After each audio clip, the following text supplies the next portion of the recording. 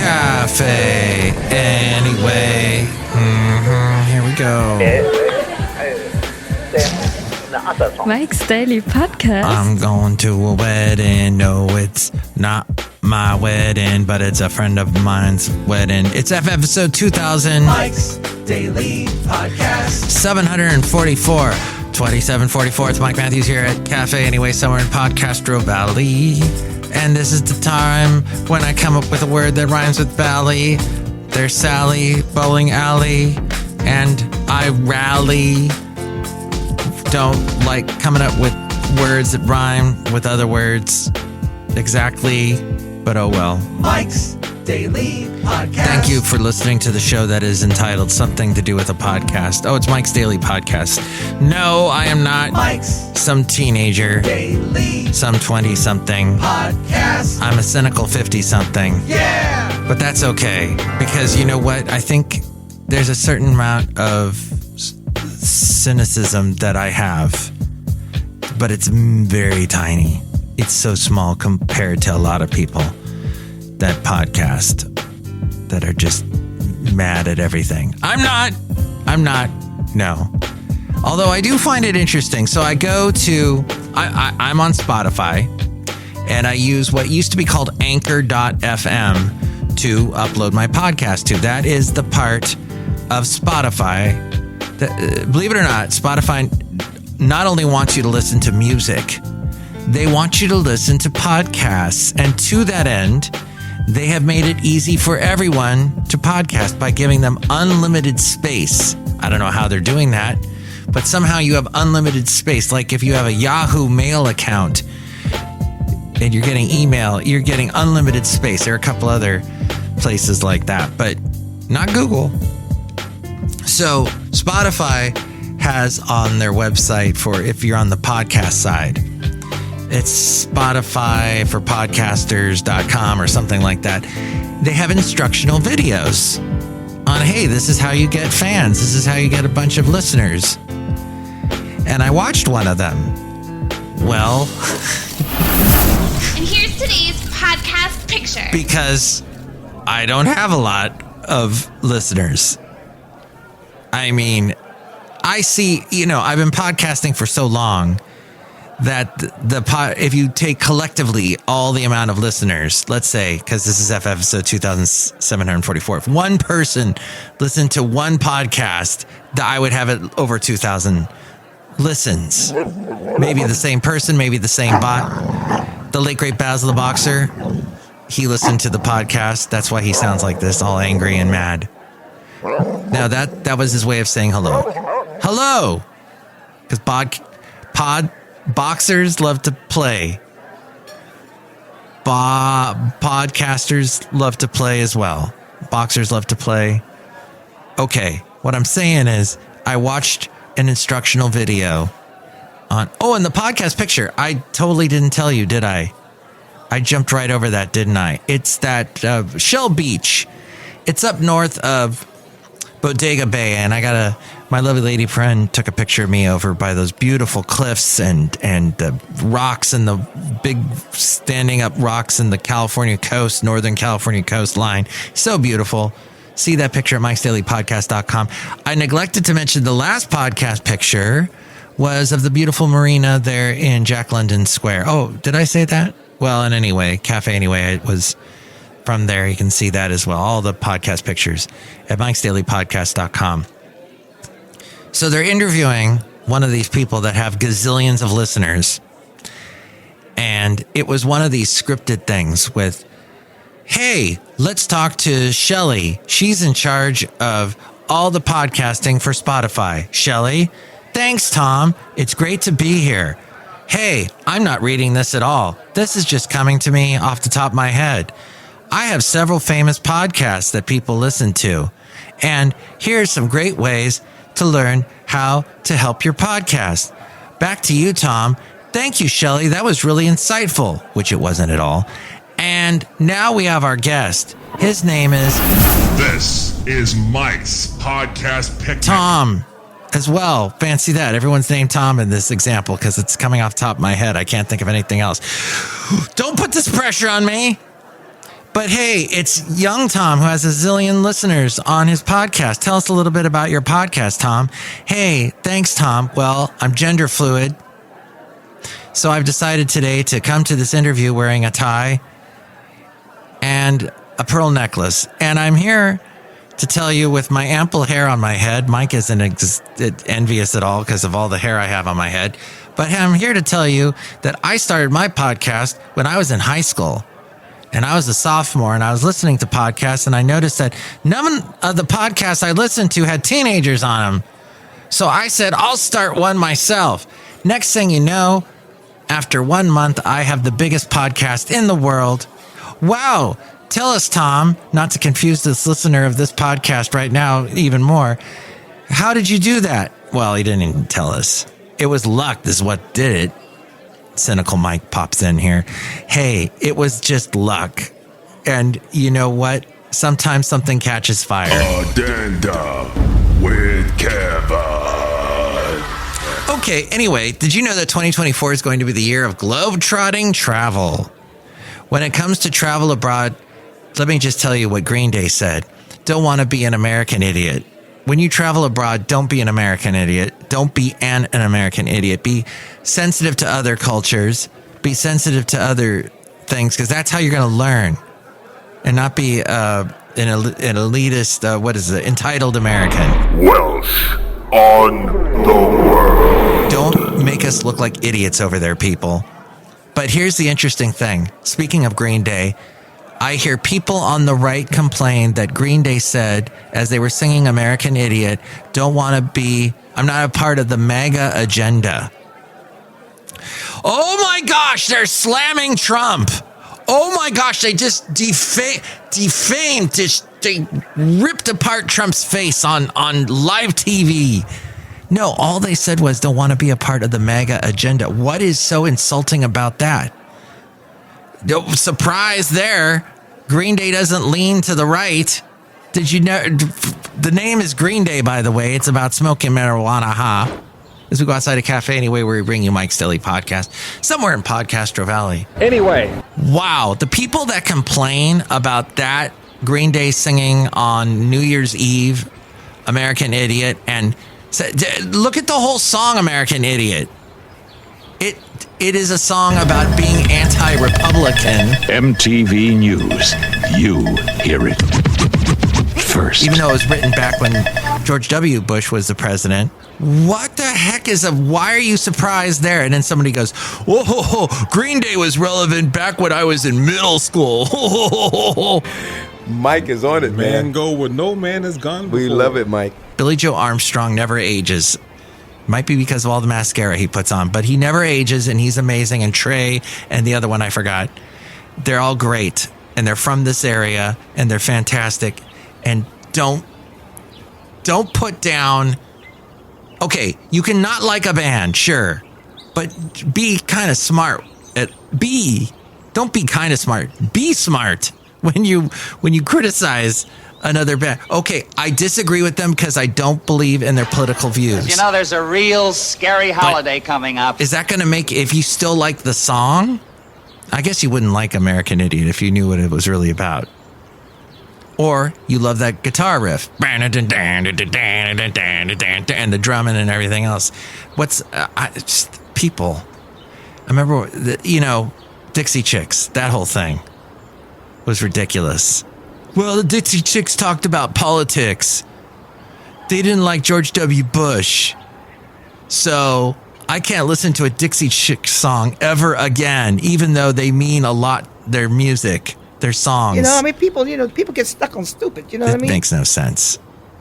Pull politics out of it. If you go back and listen to, Wagner's music was used by Hitler. So you're not ever supposed to listen to Wagner again? I got through that. I got into it. I know, I'm kind of blurring the lines there. I don't know if Wagner was a Nazi support. Wait, no, because he would have been gone at that point, wouldn't he? I am going to have to look this up. I know. I should know this. I'm German. And then there's the Wagner Group, and that whole thing happened with Russia last year. Remember that? and the lead guy who looked like my grandfather. Magnification. That he was murdered. That happened. Oh, I forgot about that in 2023. Richard Wagner was born in 1813, so no, he was long gone. Died 1883, long gone before Hitler. Band's mutations. Mutations. I won. There's no evidence of that. And I'll learn about Mozart more. My mom loved Mozart, Beethoven, Debussy, Tchaikovsky. All right. The point is, it is such a subjective thing, art. And music is art, even if it is just a 3-chord song. Holding court with Lady Katie. Lady Katie. The Royal Trump Tweet Decree. One of the main reasons to travel is to see outside of out of your world and get out and get some fresh air. Woo! Popular destinations for this year are going to be London, Paris, Rome. They always seem to be the top wish list for Americans, but Airbnb said it's clear that 2024 is shaping up to be the year of globetrotting. Searches for international flights are up 13% from last year. 13%. So people are wanting to go to Europe, even though prices are about 10% higher. Kathy's Corner. Kathy's Corner. Oh, Asia is at the top. Yes, Tokyo and Seoul. Asia takes the crown again. South Korea rank as the number one. Tokyo's number one. Number two is Seoul. International hotspots. Airfare to Asia is going to be on average in 2024 about $1,200. Going off the beaten path in Europe, instead of London, Paris, and Rome, trending destinations abroad include Stockholm, Sweden, Budapest, Hungary, or Budapest, Helsinki, Finland, and Prague, Czech Republic. I would love to visit Prague. It looks beautiful. Copenhagen, Denmark, Prague, and Edinburgh, Scotland. Edinburgh, I think is how they say it in Scotland. So my cousin, who you hear at the beginning of the podcast say the name of the podcast, Mike's Daily Podcast, she is currently, I think, in Argentina visiting people. And she's going to be visiting me in about 5 weeks. Fabagoo. Things to do. What? She's going to be here very, very quickly, so I'm not going to have too much time. You will travel into the incredible universe. Holiday returns. This is fascinating. Retailers face the daunting peak of the holiday returns window. National Returns Day actually was on January 2nd, but we're having trouble now. I mean, my lovely lady friend got me a shirt that felt a little tight, even though it was an extra large. Yeah, Mike's got to lose some weight. I was telling her, I don't know if you should try it and return it. It's going to be such a headache. It was a delivery. We didn't get it at the store.